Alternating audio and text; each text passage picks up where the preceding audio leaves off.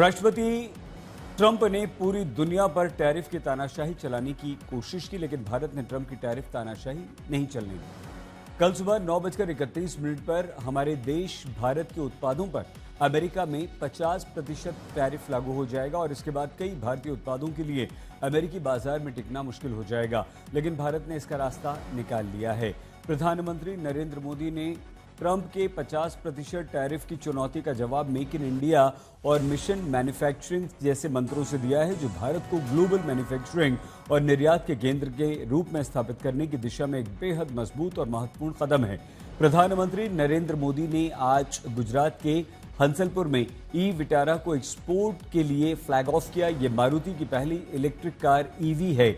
यह गाड़ी पूरी तरह से भारत में ही बनी है और इसे 100 से अधिक देशों जैसे यूरोप और जापान में निर्यात किया जाएगा। प्रधानमंत्री नरेंद्र मोदी ने कार्यक्रम के दौरान लोगों को संबोधित करते हुए ये भी कहा कि आज मेक इन इंडिया में नया अध्याय जुड़ा। अब विदेशों में चलने वाली इलेक्ट्रिक गाड़ियों पर भी मेड इन इंडिया लिखा होगा। मतलब यह हुआ कि वैश्विक बाजार में भारत अब अपनी पहचान बना रहा है।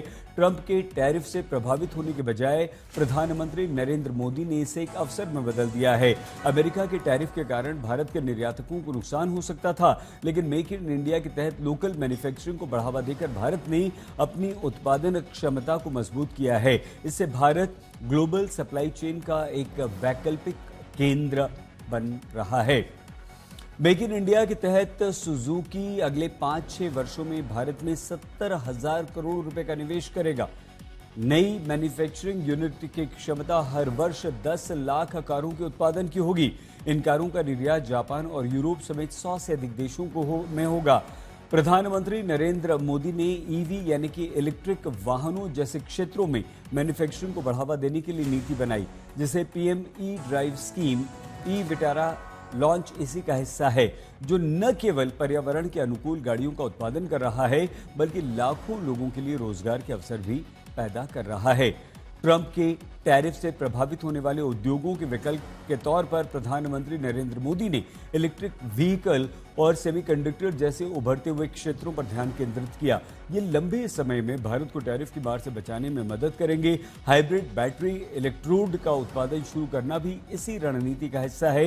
ये कदम न केवल आर्थिक आत्मनिर्भरता को बढ़ाता है, बल्कि ये भी दिखाता है कि भारत ट्रंप की नीतियों से प्रभावित होने के बजाय अपने पैरों पर खड़ा हो सकता है। साथियों, भारत के पास डेमोक्रेसी की शक्ति है और भारत के पास डेमोग्राफी का एडवांटेज है। हमारे पास स्किल्ड वर्कफोर्स का बहुत बड़ा पूल है। इसलिए कि हमारे हर पार्टनर के लिए विन विन सिचुएशन बनाता है।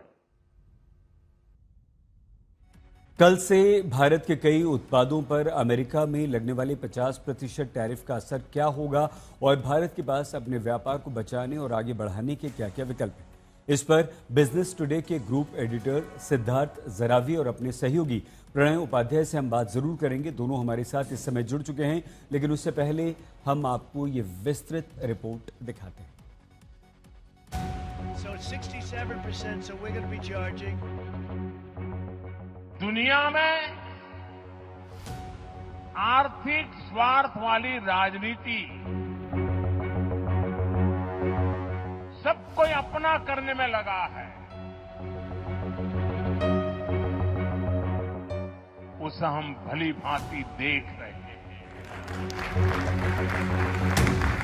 दबाव कितना ही क्यों ना आए, हम झेलने की अपनी ताकत बढ़ाते जाएंगे।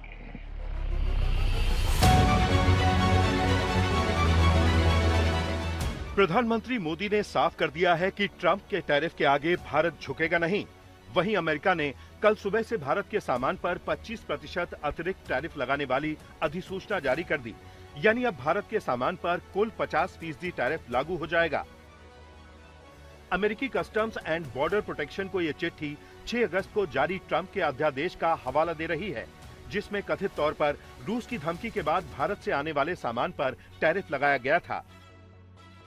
अधिसूचना के आखिर में लिखा है कि 27 अगस्त 2025 की सुबह ईस्टर्न डेटलाइन टाइम 12:01 यानी भारतीय समय बुधवार सुबह 9:31 से कुल मिलाकर 50% टैरिफ लागू हो जाएगा।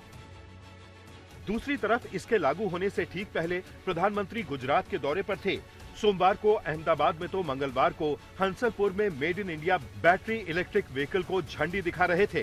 टैरिफ को लेकर बने तनाव के बीच उन्होंने आत्मनिर्भरता का मंत्र दिया और कहा कि यहां बनने वाली बैटरी का निर्यात 100 से भी ज्यादा देशों में किया जाएगा। भारत की मेक इन इंडिया इस यात्रा में एक नया अध्याय जुड़ रहा है। ये make in India, make for the world हमारे उस लक्ष्य की तरफ एक बड़ी छलांग है। आज से भारत में बने इलेक्ट्रिक व्हीकल्स 100 देशों को एक्सपोर्ट किए जाएंगे। अहमदाबाद में प्रधानमंत्री मोदी ने साफ कर दिया कि टैरिफ का दबाव चाहे कितना ही क्यों ना हो, सरकार उनके हितों को सबसे ऊपर रखेगी। और मैं गांधी की धरती पे से बोल रहा हूं, मेरे देश के लघु उद्यमी हो, किसान हो, पशुपालक हो, हर किसी के लिए मैं आपको बार बार वादा करता हूं, मोदी के लिए आपके हित सर्वोपरि है। अमेरिका ने रूसी तेल का बहाना बनाकर भारत पर पहले से लगे 25% टैरिफ में 6 अगस्त को 25% टैरिफ और जोड़ दिया। लेकिन भारत झुका नहीं। रूस में भारत के राजदूत विनय कुमार ने कहा कि जहां बेस्ट डील मिलेगी वहां से भारत तेल खरीदता रहेगा। हालांकि बात रूसी तेल की नहीं, भारत के कृषि और डेयरी क्षेत्र की है, जहां अमेरिका अपने उत्पाद थोपना चाहता है, जो भारत को हरगिज मंजूर नहीं है। मेरी सरकार लघु उद्यमियों का, किसानों का, पशुपालकों का कभी भी अहित नहीं होने देंगी। दबाव कितना ही क्यों ना आए, हम झेलने की अपनी ताकत बढ़ाते जाएंगे। डोनाल्ड ट्रंप को लगता है कि वो रूस की अर्थव्यवस्था को कमजोर कर उसे बातचीत की टेबल पर आने के लिए मजबूर कर देंगे। उन्होंने अलास्का में राष्ट्रपति पुतिन से मिलकर जंग रुकवाने की कोशिश की, लेकिन नाकाम रहे। वहीं उन्होंने भारत से व्यापार पर बातचीत भी बंद कर दी। अब 24 घंटे से भी कम समय में भारत पर 50% टैरिफ लागू हो जाएगा। इससे पहले जब 30 जुलाई को 25% टैरिफ लागू हुआ, तो भारत ने इसका मुकाबला करने की तैयारी कर ली थी। We had post the April announcements by US of increased tariffs of 26% at that point of time. We had projected downwards our GDP growth by 20 basis points. And now we await. After that, there has been another additional 25% tariff, making it 50%. It is yet to kick in. Bharat ने घरेलू स्तर पर तैयारी के अलावा नए बाजारों और नए साझीदारों की तलाश में कूटनीतिक कोशिशें तेज कर दी हैं। इसी के तहत विदेश मंत्री एस जयशंकर ने मॉस्को का दौरा किया और चीन के विदेश मंत्री ने भारत दौरे पर भारतीय सामान के लिए अपना बाजार खोलने के संकेत दिए। किसानों, पशुपालकों और उन उत्पादों के उद्योगों को सहूलियत देने पर सरकार की नजर है, जिन पर 50% टैरिफ का सबसे ज्यादा असर पड़ने वाला है। आज तक ब्यूरो।